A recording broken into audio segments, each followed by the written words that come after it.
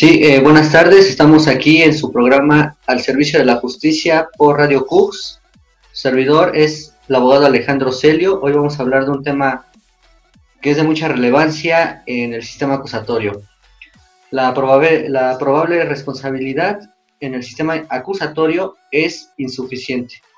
Ahorita vamos a ver por qué motivo o de qué motivo se está practicando, se está llevando a la práctica de una manera insuficiente. Aprovecho para que nos sigan por redes sociales, por Facebook, como Radio Cux, Universidad Cux Cuauhtémoc y un servidor, Alejandro Celio, entre paréntesis, Barrister. Bien, como lo mencioné, se va a hablar de este tema de la probable responsabilidad. ¿Por qué no es o por qué es insuficiente? Cuando estamos bueno, antes que nada vamos a conocer en qué consiste esa probable responsabilidad. ¿Qué es lo que nos dice la doctrina?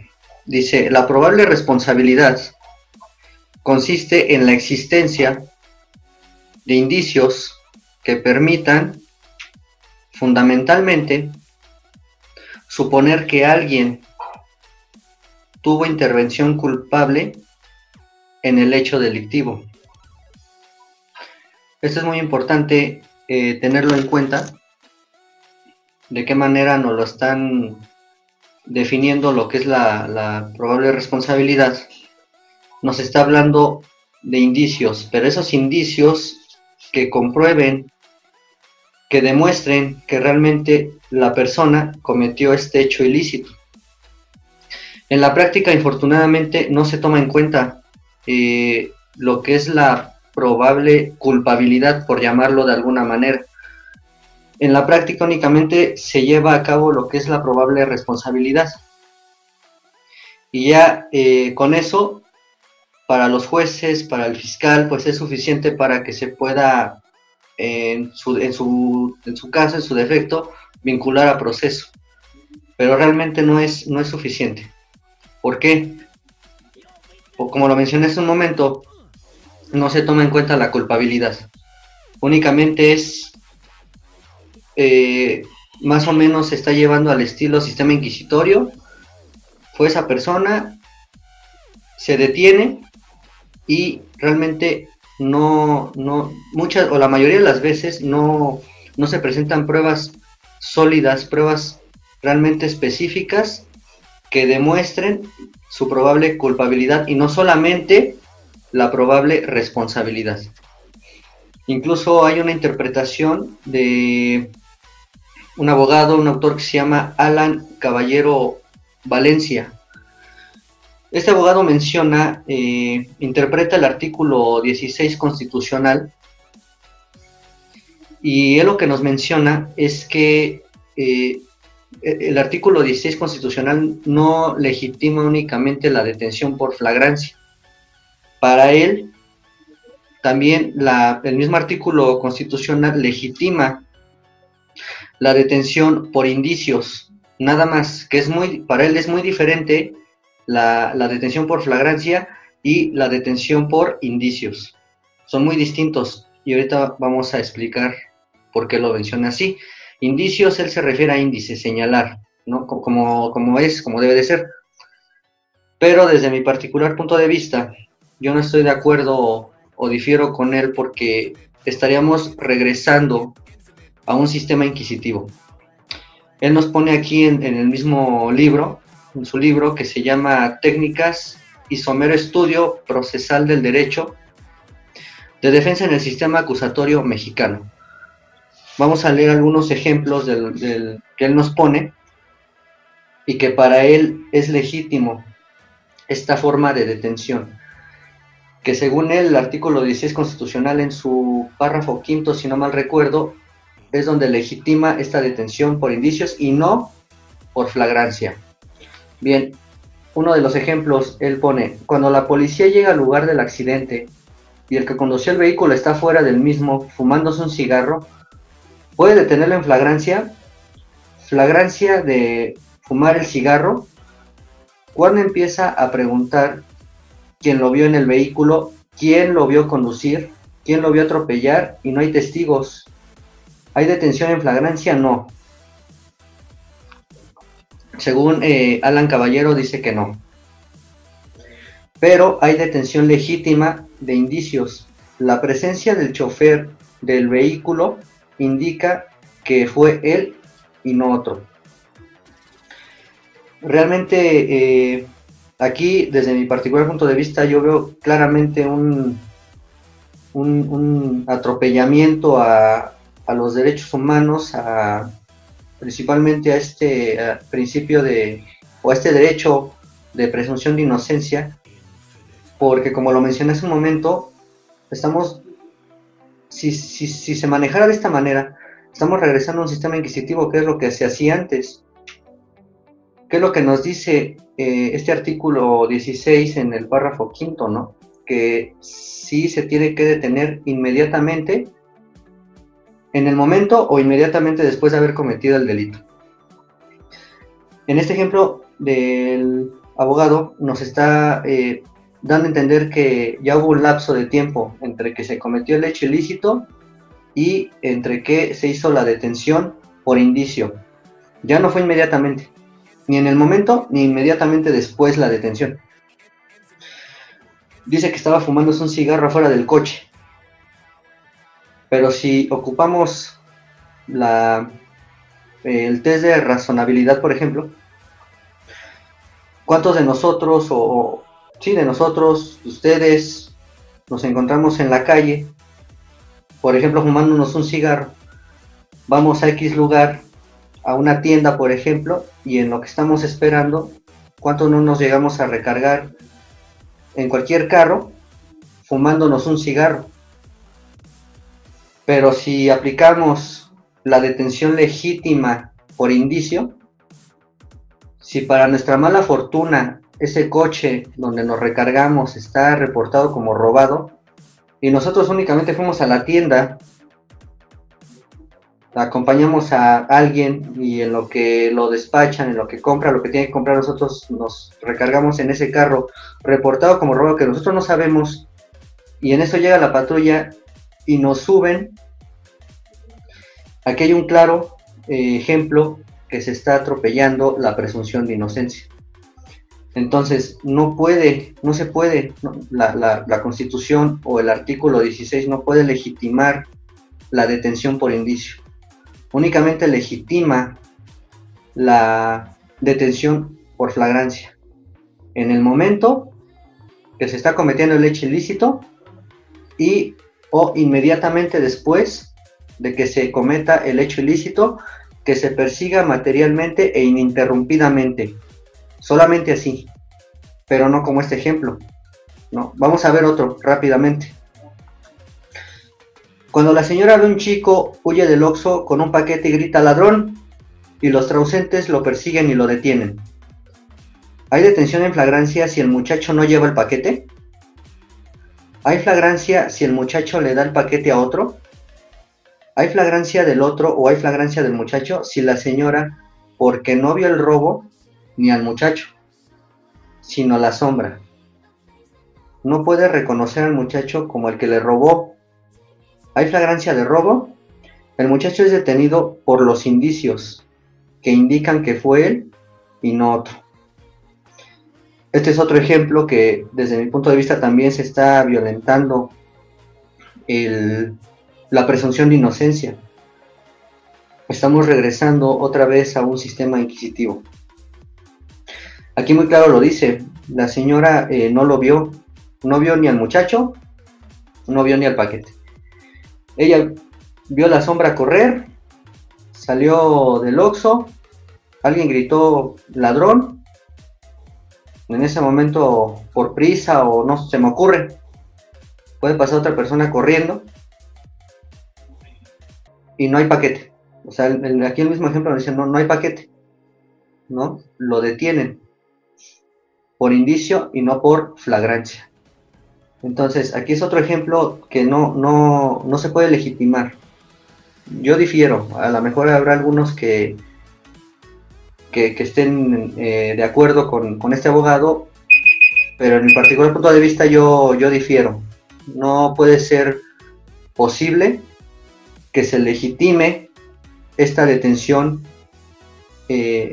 por indicios. Oye, pero se está probando bueno, si hay una sospecha y es la probable responsabilidad, sí, pero no nada más se tiene que probar la probable responsabilidad, sino también se tiene que probar la probable culpabilidad.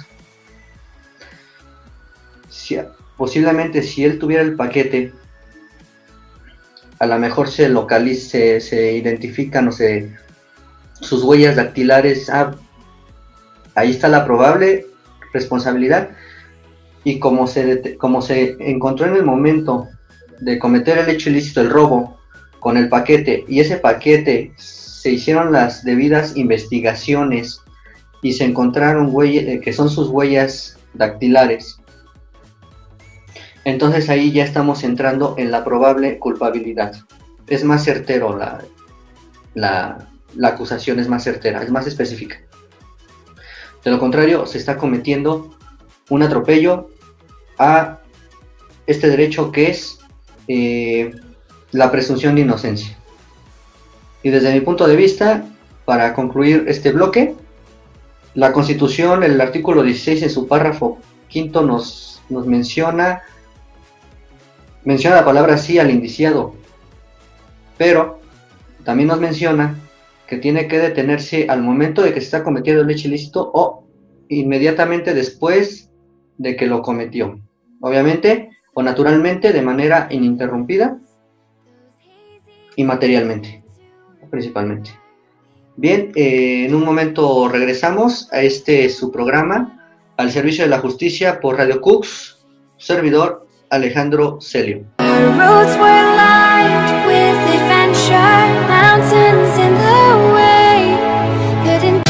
En la Universidad Cux contamos con bachillerato, especialidades y doctorados, un ambiente profesional y por supuesto los precios accesibles que tenemos para ti. Ven y conoce nuestras instalaciones. Recuerda que no somos una opción, somos tu mejor decisión.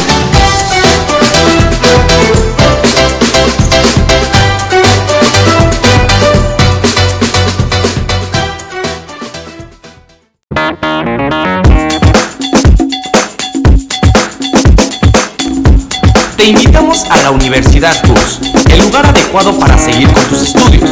Contamos con una gran gama de carreras. Te recomendamos la licenciatura de Comunicación, enfocada en el mundo de la radio, como producción, dicción y locución. Aprenderás a expresarte y a transmitir tus sentimientos a través de un micrófono. Ven y conócenos. La Universidad Cux y la licenciatura de Comunicación te están esperando.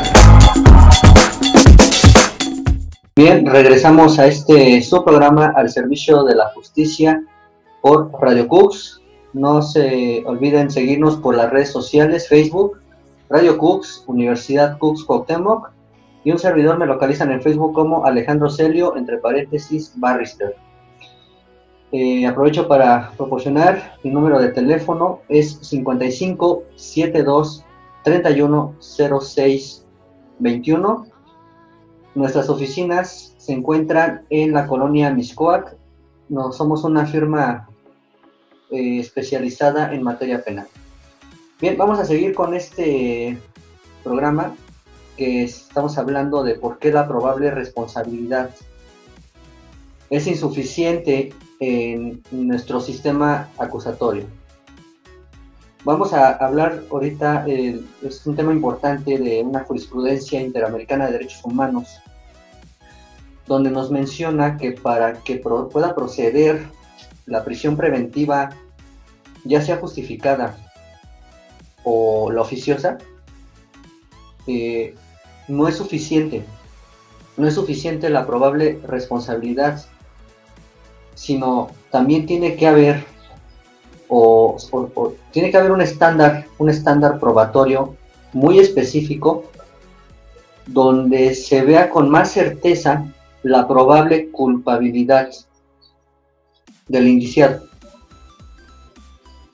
Esto es, hay unos requisitos, ¿no?, para que pueda proceder la prisión preventiva ya sea justificada o oficiosa. ¿Cuál es la diferencia de estas dos? Que la oficiosa corresponde a los delitos que se encuentran numerados dentro del artículo 19 constitucional, y la prisión preventiva justificada, por consiguiente, bueno, pues corresponde a los delitos que no se encuentran dentro de ese artículo 19 constitucional. Explicándolo de una manera muy básica, muy fácil. Ahora, los requisitos o por los cuales debe de proceder esta prisión preventiva son tres, ¿no? Bueno, los motivos son tres, ¿no? Que el indiciado, el acusado, no se pueda dar a la fuga, que la víctima, testigos y la sociedad en general no se encuentren en peligro, y la tercera, que no se obstaculice el proceso. Esos son los tres requisitos para que pueda proceder esta prisión preventiva. Pero esta jurisprudencia Interamericana de Derechos Humanos es lo que nos menciona, lo que dije hace un momento. Realmente se tiene que comprobar con un estándar muy sólido y con pruebas muy específicas, no solamente suposiciones, porque en la práctica lo hacen ver con suposiciones, pero muchas veces las pruebas incluso no demuestran nada, o sea, no demuestran nada en el sentido de que realmente la persona que es acusada es culpable. Y es lo que nos dice esta jurisprudencia. Dice, no bastan estos tres requisitos y las suposiciones del juez o las suposiciones de la fiscalía. No, tiene que haber pruebas sólidas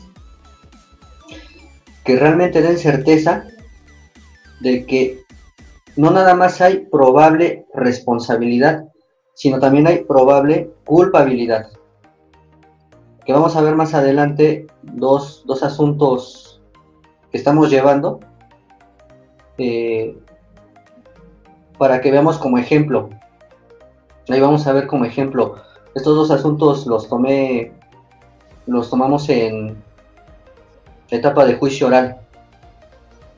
Y se maneja como todo. Está la probable responsabilidad, pero no hay probable culpabilidad. Incluso en las pruebas que presentó la fiscalía, que ya vamos a ver más detalladamente adelante, pasa todo lo contrario, ¿no? Que realmente a lo mejor hay probable responsabilidad, pero la culpabilidad pues simplemente no la hay. Pero bueno, vamos a ver más adelante estos dos asuntos que estamos llevando en la firma, y que son claros ejemplos de cómo es insuficiente la probable responsabilidad y no se está llevando a cabo esa certeza, y aún así los jueces proceden. Claro que cuando se inicia desde un principio, por ejemplo, cuando llega el detenido a la fiscalía y con estos argumentos, bueno, es más fácil, ¿no? Es más fácil que se resuelva ahí el problema, pero en estos casos, bueno, ya los tomamos en etapa de juicio oral. Pero bueno, regresando al tema de lo que es la prisión preventiva, se tiene que trabajar mucho esa parte, y nosotros como abogados, como defensores de derechos humanos, tenemos que estudiar esta parte de lo que nos menciona esta jurisprudencia y hacérsela ver tanto a la fiscalía como al juez.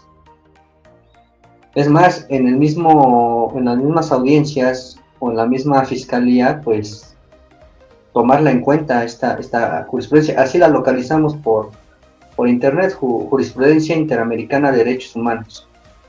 Así se puede googlear y la podemos estudiar.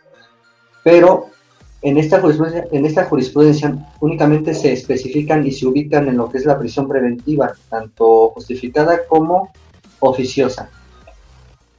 Pero yo creo que este razonamiento no únicamente se tiene que ver con esta medida cautelar, Yo creo que se tiene que ver con todos los delitos, todo este razonamiento se puede y se debe de aplicar con todos los delitos en general, sean graves o no sean graves, se encuentren en el artículo 19 o no se encuentren en el artículo 19 constitucional.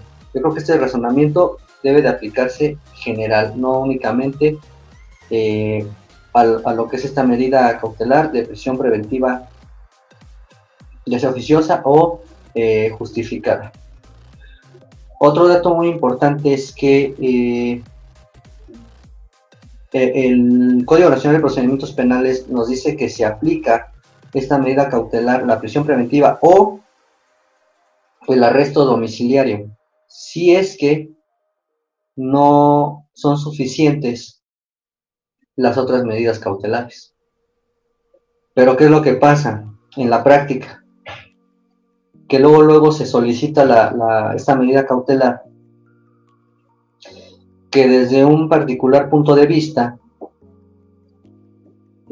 puede que no sea violatoria de derechos humanos, porque no es una medida punitiva, es una medida preventiva. En algunos casos puede que no sea violatoria por este motivo. No quiere decir que sea general, no, porque recordemos, es una medida preventiva, no es punitiva. Y es muy importante tomar en cuenta también esta situación. Bien, vamos a tocar rápidamente unos asuntos por los cuales llevaron en el despacho, servidor. Robo con violencia, es el primero. Lo vamos a platicar a grandes rasgos. Se supone que en la historia, una señora, la víctima, estaba sacando su coche del garage o de la cochera. Al momento de que sale del carro, se baja del vehículo para cerrar el zaguán o la puerta, y se supone que el sujeto activo se sube al vehículo, la amenaza, perdón, antes de que ella baje del vehículo, se acerca a él y la amenaza. La amenaza se supone, o en la historia, en la versión, la declaración de la víctima, es que sintió algo al momento de que la quiso bajar del vehículo, sintió algo puntiagudo en la espalda. Lo que ella nunca menciona es que si recibió algún tipo de sometimiento para que la espalda quede vulnerable y pueda sentir ese cuchillo, o esa cosa, más bien esa cosa, como ella lo describió, esa cosa puntiaguda. No, es un ejemplo, bueno, se tiene que aplicar la razonabilidad. Eso no lo mencionó ella. Cuando estábamos en el juicio, esa era la versión. Pero resulta que más adelante, total que la bajó del coche, el sujeto activo logró avanzar unos metros, porque enseguida le cerraron el paso a un coche. Se dieron cuenta, porque la víctima supuestamente empezó a gritar y varios vecinos se dieron cuenta que estaba robando el carro. Entonces en eso, supuestamente se acercan unas personas, que dice la señora no conocerlos, la víctima, y bajan al sujeto activo del coche y lo empiezan a golpear. Pero lo que menciona también es que nunca le encontraron ningún tipo de herramienta o arma blanca o de fuego. No encontraron nada. No encontraron nada. Aquí el razonamiento del juez fue que sí había probable responsabilidad, que sí había elementos suficientes para que sea condenado. Pero lo que le hicimos ver nosotros como defensa es que la señora no estaba lastimada, no tenía ningún tipo de lesión, ni en la espalda ni en ningún lado. Una, dos, no hay testimoniales. Se supone que varias personas llegaron a bajarlo al sujeto activo y lo golpearon, pero no presentaron ninguna testimonial, no hay testigos. Y 3, no encontraron ningún tipo de herramienta o arma blanca o arma de fuego. Al momento de que lo bajaron, así lo especifican, ya no tenía ningún tipo de objeto con el cual él cometió este ilícito. Entonces, ¿a qué voy con todo este panorama? Es que se condenó por su probable responsabilidad, pero con esta defensa que se realizó y que claro que se ingresó un amparo porque no se utilizó el test de razonabilidad, vimos que no hay una culpabilidad certera y sin en cambio lo condenaron. Entonces, ¿qué pasa con todo esto? Que si nosotros como abogados no empezamos a trabajar, o los jueces, todos en general, no empezamos a trabajar con esta situación, se corre el riesgo de que mucha gente inocente termine en la cárcel. Entonces, hay que trabajar con esta situación, hay que hacer ver que la probable responsabilidad, pues como vimos, no es suficiente. Tiene que haber, sí, está la probable responsabilidad, pero también tiene que haber esa probable culpabilidad y tiene que haber todo un estándar de pruebas realmente sólidos que demuestren la probable culpabilidad de la persona que se le está acusando, de la persona que se está señalando. Esto es muy importante. Rápidamente, el otro asunto que llevamos en el despacho es sobre secuestro, pero dentro de este secuestro, la víctima nos menciona que recibió una golpiza por 3 personas, que fue violada sexualmente y en el juicio, en el desahogo de pruebas, incluso los mismos peritajes de la fiscalía mencionaron 2 cosas muy importantes: que las lesiones que ella tiene son más como de una riña y no la golpiza que le propinaron 3 personas, como menciona en su teoría del caso la fiscalía y la declaración de la víctima. 2, no encontraron ningún tipo de lesión de violación sexual y fueron 2, por parte de la fiscalía fueron 2 certificados médicos los que mencionaron eso, que no había ningún tipo de lesión y que no había ningún tipo de no había residuos de semen. Y por parte de nosotros, de la defensa, nuestro perito mencionó lo mismo, o sea, ahí los 2 concuerdan. No hay ningún tipo de lesión de alguna violación, ni tampoco hay residuos de semen. Y los golpes que ella tiene se curan en menos de 15 días. Cuando ella en su teoría del caso mencionó que recibió una golpiza tremenda por parte de 3 personas. Pero uno de los testigos, la mamá de la víctima, ella cambió, incluso ella cambió toda la teoría del caso. Ella sí dijo que una de sus conocidas de la víctima le marcó por teléfono y le dijo que se peleó con su hija a golpes. Entonces, estas pruebas estaban más embonadas a lo que es la teoría del caso que presentó la mamá de la víctima. Pero para no hacer el cuento más largo, el punto es que la juez de todas maneras condenó a mi cliente, a pesar de todas las pruebas que se realizaron y que mencionaron todo lo contrario. Las mismas pruebas no reforzaron la teoría del caso de la fiscalía, aún siendo testigos de la fiscalía. De todas maneras, el juez procedió a condenar a mi cliente. Posteriormente, pues ingresó el debido amparo, pero aquí a lo que voy es que tenemos otro asunto muy claro de que la probable responsabilidad en el sistema acusatorio es insuficiente, porque así hay muchísimos casos, muchísimos.